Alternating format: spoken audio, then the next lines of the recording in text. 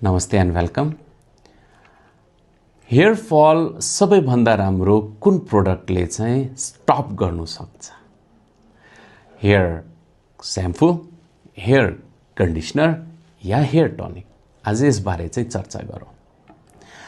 Hair स्याम्पूको चाहिँ जुन main role छ, हेयरमा या स्क्याल्पमा भएको कुनै पनि फोहोरहरू, धुलो, मैला, हेयरको वैक्सेसहरू युज गरेको छ, हेयरको ऑयलहरू युज गरेको छ, हेयरको सिरम्सहरू युज गरेको छ नि, त्यसलाई वाश अफ गरिदिन्छ, मजाले सफा गरिदिन्छ। र यदि चाहिँ हेयरमा या स्क्याल्पमा बसेको फोहोरको कारणले हेयर फल भइरहेछ भने चाहिँ यसले हेयर फल रोक्नमा चाहिँ मद्दत चाहिँ गर्छ। वेरेज हेयर कन्डिसनरको रोल चाहिँ स्पेशली हेयरसँग मात्र रिलेटेड भएको कारणले चाहिँ र स्क्याल्पसँग यसको डाइरेक्ट रिलेसन्स नभएको कारणले यसले हेयरको फललाई चाहिँ यसले कुनै पनि चाहिँ रोक्नमा मद्दत गर्दैन। भने थर्ड चाहिँ जुन छ, हामीले हेयर टनिक भन्यौँ र यो हेयर टनिक चाहिँ स्पेशली 3 डिफ्रेन्ट टाइप्सको चाहिँ मार्केटमा आउँछ।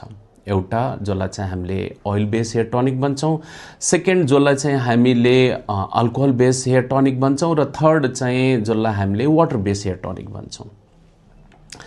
जुन ऑयल बेस हेयर टनिक छ यो धेरै ग्रिजी हुने, ऑयली भएको कारणले चाहिँ स्क्याल्प झन् धेरै चिपचिप हुने र ड्यान्ड्रफहरू बढ्न सक्ने चान्सेस हुने।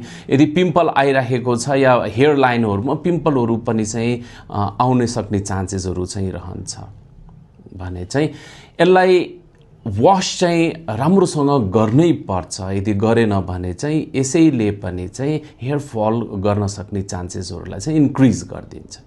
वेरेज अल्कोहल बेस भएको चाहिँ हेयर टनिकले स्पेशली ड्राई स्किनलाई चाहिँ त झन् भएन। कारण चाहिँ किन भन्दाखेरि यसले झन् धेरै ड्राई बनाइदिने या चाहिँ इची बनाइदिने, ड्यान्ड्रफहरू झन् धेरै चाहिँ देखाइदिने र चाहिँ बर्निङ हुन सक्ने, चाहिँ पोल्न सक्ने हेयर्सहरूमा चाहिँ देखिएको चाहिँ छ। सो त हेयर टनिक ऑयल बेसको र चाहिँ हेयर टनिक अल्कोहल बेसको कता कता चाहिँ सबै ब्यालेन्स भएको चाहिँ हुँदैन भने चाहिँ थर्ड टाइपको चाहिँ जसलाई हामीले चाहिँ hair tonic with water base अलि बेटर प्रिफर गर्न सक्छौँ। कारण चाहिँ यसमा धेरै चिजहरू, धेरै हर्बल चिजहरूलाई बोइल गरेर त्यसको एक्सट्र्याक्सन्स निकालेर पीएच ब्यालेन्स गरेर चाहिँ यसलाई चाहिँ राखेको हुन्छ, जसको कारणले चाहिँ यसले हेल्प गर्छ, हेयरको रुट्सहरूलाई चाहिँ स्ट्रङ गर्छ। रुटमा चाहिँ यसले एब्जर्ब भएको कारणले डेफिसिएन्ट भएको चिजहरूलाई चाहिँ यसले फुलफिल गर्छ।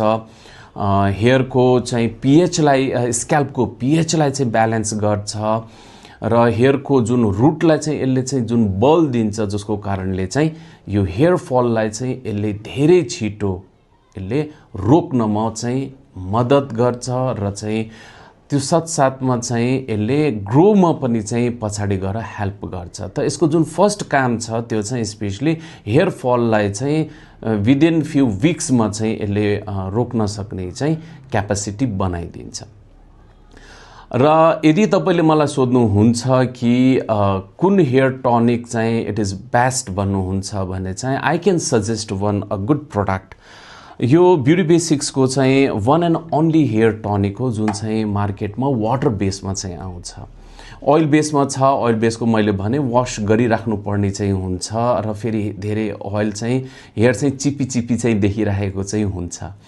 वेरेज हेयर टनिक जुन चाहिँ ब्युटी बेसिक्सको छ यसमा रिठा छ, यसमा मेथी छ, यसमा बायोटिन भन्ने चाहिँ मोलिक्युल्स राखेको छ, हर्बल एक्सट्र्याक्टबाट चाहिँ सिकाकाई छ, ब्रह्मी छ, यसलाई सबैलाई बोइल गरेर चाहिँ त्यसको इन्फ्युज्ड गरेर चाहिँ राखेको छ। फाइन, यसले विदिन 15 डेज चाहिँ अप टु 50% सम्म चाहिँ तपाईँको हेयर फललाई चाहिँ रोकिदिन्छ।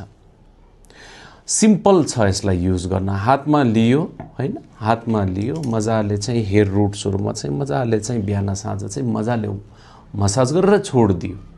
यो वाटर बेस भएको कारणले बिस्तारै चाहिँ यो इभापोरेट भइदिन्छ र चाहिँ हेयरमा रेसिडुअल कुनै पनि रहँदैन, जसको कारणले इरिटेट हुने या केही पनि चाहिँ गर्दैन।